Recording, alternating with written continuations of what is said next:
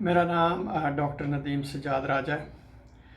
آج کی اس ویڈیو میں میں آپ کو چکن پاکس یا جس کو اردو میں لاکڑا کاکڑا کہتے ہیں اس کے بارے میں آپ کو بتاؤں گا۔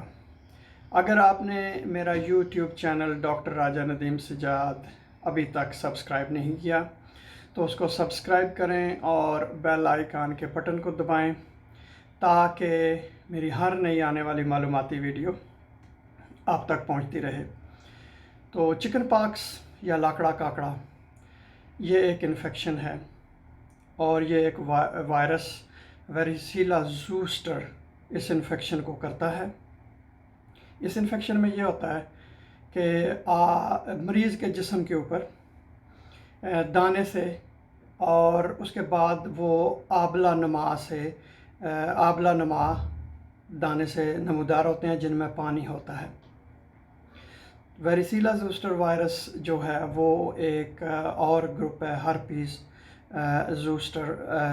ہرپیس سمپلیکس، تو اس گروپ کا ممبر ہے۔ تو اس میں یہ ہوتا ہے کہ چھوٹے سے دانے اور آبلہ جو وہ ظاہر ہوتے ہیں اور ان میں پانی بھرا ہوا ہوتا ہے اور ان میں خارش بھی ہوتی ہے، اور یہ آپ اس کو ایک اچھوت کی بیماری بھی کہتے ہیں کہ جو ایک بندے سے دوسرے بندے میں منتقل ہوتی ہے۔ تو یہ ان بندوں میں ہوتی ہے کہ یا ان میں ویکسین ان کو نہ لگی ہو یا ان کو اس سے پہلے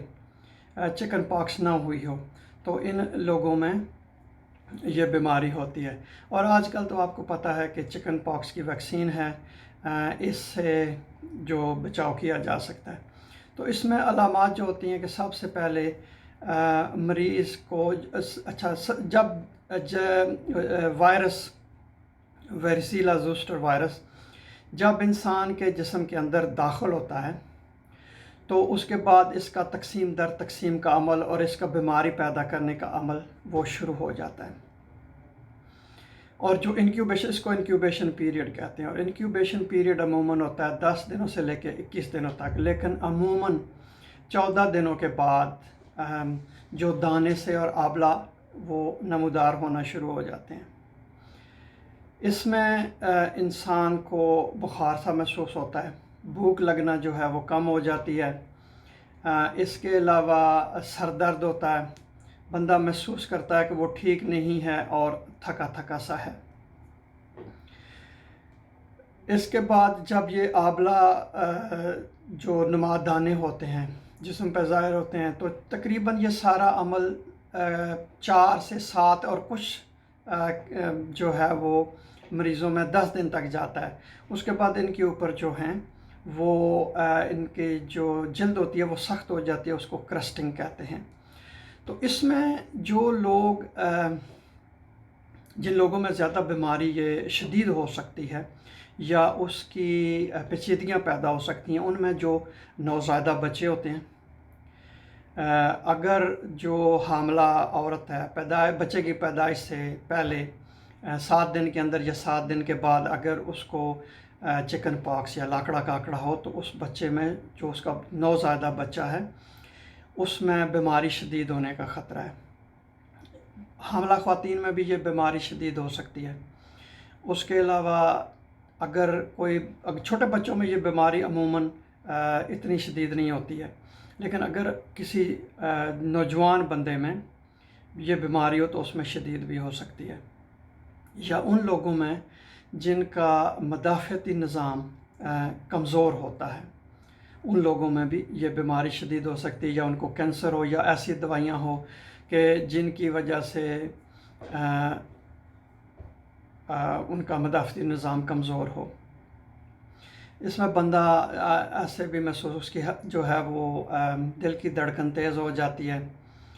اچھا، اس میں آپ نے ڈاکٹر کو کب دیکھنا ہے؟ اس میں آپ نے ڈاکٹر کو دیکھنا ہے اگر آپ کا بخار شدید ہو، اگر آپ پہ بے ہوشی طاری ہو رہی ہو، یا اگر آپ کا دل بہت زیادہ تیز دھڑک رہا ہو، یا آپ کے ہاتھ کانپ رہے ہوں، آپ کا سانس جو ہے وہ اکھڑ رہا ہو، یا آپ محسوس کر رہے ہوں کہ واقعی بیماری جو ہے وہ شدید ہو گئی ہے، تو اس وقت آپ نے جا کے ڈاکٹر کو دیکھنا ہے تاکہ اس کا جو ہے وہ علاج کیا جا سکے۔ अच्छा, इसकी जो पेचीदगियाँ हैं, पेचीदगियों में सबसे पहले चूँकि जिस्म के ऊपर वो आंवले नमूदार होते हैं, दाने से बनते हैं,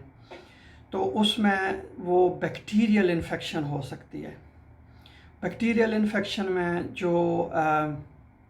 आम तौर पर स्टाफोरियस इन्फेक्शन या स्ट्रेप्टोकोकस ग्रुप ए इन्फेक्शन, वो इन्फेक्शन शदीद भी हो सकती हैं। उसके अलावा बुखार की वजह से जो मरीज़ है उसके जिस्म में पानी की कमी हो सकती है। नमूनिया बड़ा शदीद हो सकता है। कुछ मरीज़ों में ये वायरस दिमाग तक जा पहुंचता है और वहाँ भी जाके इन्फेक्शन करता है। और अगर बैक्टीरियल इन्फेक्शन हो तो कुछ बैक्टीरिया जहरीले मादे पैदा करते हैं, जिसकी वजह से टॉक्सिक शॉक सिंड्रोम हो सकता है कि उसमें बंदा ज़्यादा बेहोश हो सकता है, उसमें बीमारी शदीद हो सकती है, तो उसको फौरी इलाज की ज़रूरत होती है। इसके अलावा अगर चिकन पॉक्स हो तो उसमें अगर कोई बंदा बुखार कम करने के लिए एस्पायरिन ले तो उसमें एक और जो है वो पेचीदगी पैदा हो सकती है, उसको राइस सिंड्रोम कहते हैं। अब मैं आपको बताता हूँ कि जब ये चिकन पॉक्स होती है, बंदा ठीक हो जाता है, लेकिन उसमें अब जो है वो वायरस जिस्म के अंदर ही रहता है, नसों में जाके बैठ जाता है। जब भी बंदे का मदाफ़ती निज़ाम कमज़ोर होगा तो वो वायरस दोबारा हमलावर होगा और फिर जिस्म के किसी ख़ास हिस्से में, जिस तरह चिकन पॉक्स के दाने और आंवले नमूदार होते हैं, इसी तरह एक हिस्सा मुतासर होगा, उसको शिंगल्स कहते हैं।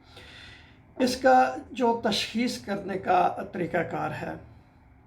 वो अमूमन डॉक्टर जब देखता है तो दानों की बुनियाद पर हिस्ट्री लेके कि किसी बंदे के साथ इससे पहले जिसको चिकन पॉक्स थी उसका कांटेक्ट हुआ है कि नहीं हुआ, इसको पहले ये बीमारी हुई है या नहीं हुई, या वैक्सीन लगी हुई है कि नहीं लगी हुई, तो उसकी बुनियाद पर तशख़ीस की जाती है। कुछ में इस तरह किया जाता है कि अगर वो सही पता ना हो तो फिर उसका एक स्वाब लेके, उसका सैंपल लेके लेबॉर्ट्री में भेजा जाता है और पीसीआर के ज़रिए टेस्ट किया जाता है कि इसमें देखा जाता है कि इसका जो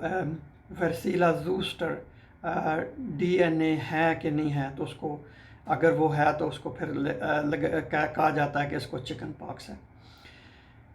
इसका जो तरीक़ा इलाज है, इसका तरीक़ा इलाज ये है कि जो बंदे जिनमें ये बीमारी शदीद हो या उनकी आंखें मुतासर हो गई हों चिकन पॉक्स की वजह से, या कोई और उनको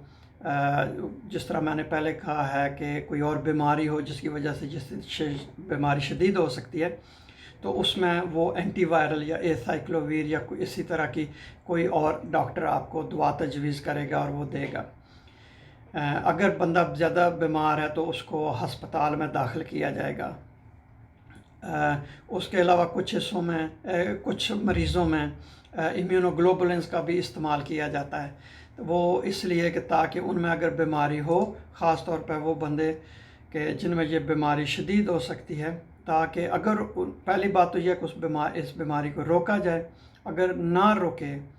तो फिर ये है कि जब बीमारी हो तो वो इतनी